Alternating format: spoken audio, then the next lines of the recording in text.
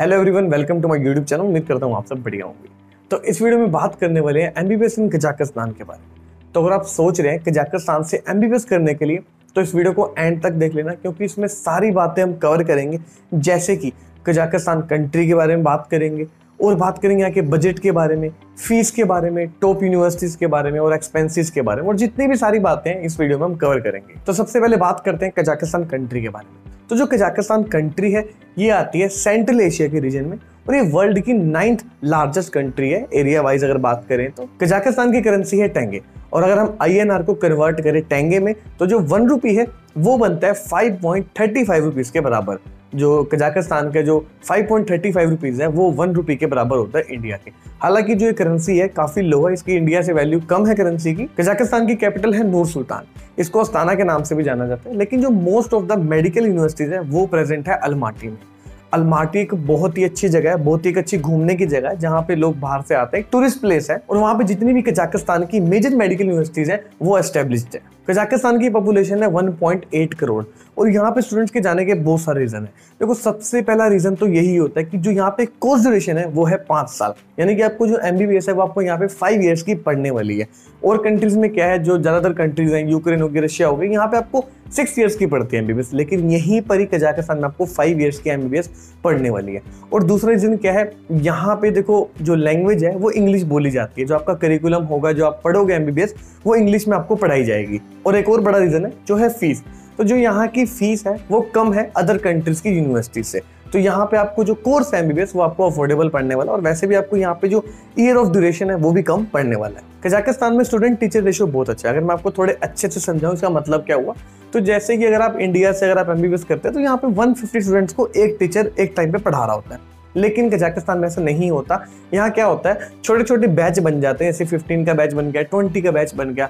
तो अब उन 15-20 के बैच को सिर्फ एक टीचर एक टाइम पे पढ़ाएगा। तो इससे क्या होता है, टीचर और स्टूडेंट के बीच का जो कोऑर्डिनेशन होता है बहुत अच्छा होता है, जो पढ़ाई होती है वो बहुत अच्छे से होती है। अगर हम बात करें सेफ्टी के बारे में तो कंट्री बहुत ही सेफ है। हालांकि यहाँ पे शाम को 7 बजे के बाद बाहर निकलना प्रेफर नहीं किया जाता। वो तो देखो आप किसी भी कंट्री में चले जाओ, वहाँ पे शाम को 7 बजे के बाद तो बाहर निकलना रिकमेंड नहीं किया जाता, चाहे वो इंडिया ही क्यों ना हो। और यहाँ की जो MBBS की डिग्री है वो वर्ल्ड वाइड एक्सेप्टेड है। तो आप किसी भी कंट्री में जाके वहाँ का टेस्ट देके आप प्रैक्टिस कर सकते हैं। अब बात करते हैं क्लाइमेट के बारे में।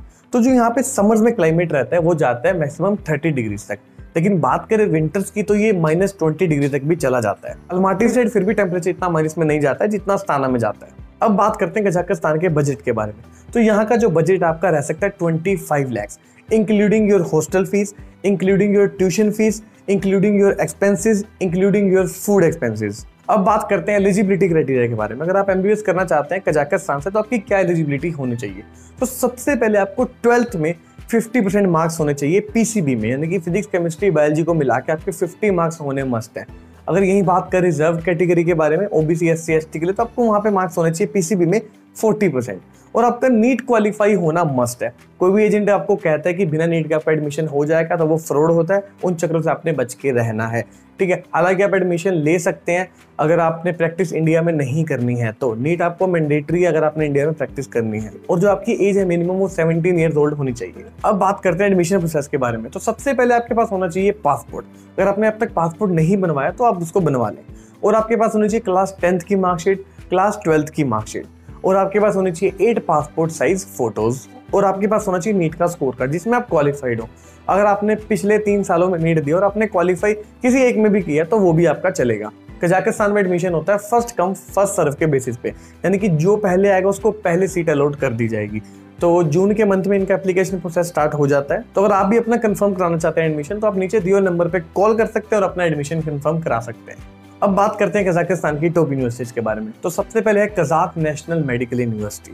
तो इसकी जो आपको फीस रह सकती है, टोटल जो आपका बजट रह सकता है वो रह सकता है 20 लाख। अगर आपको इन जो मैं जितनी भी यूनिवर्सिटी बताऊंगा किसी का भी फीस स्ट्रक्चर चाहिए तो आप नीचे दिए हुए नंबर पे व्हाट्सएप करके मुझसे ले सकते हैं। अगली university Kazakh Russian medical university, जिसका आपका बजट रह सकता है 24 लाख। नेक्स्ट है अल फराबी मेडिकल यूनिवर्सिटी, इसका आपका बजट रह सकता है 18 लाख। नेक्स्ट है सेमी मेडिकल यूनिवर्सिटी, इसका आपका बजट रह सकता है 23 लाख।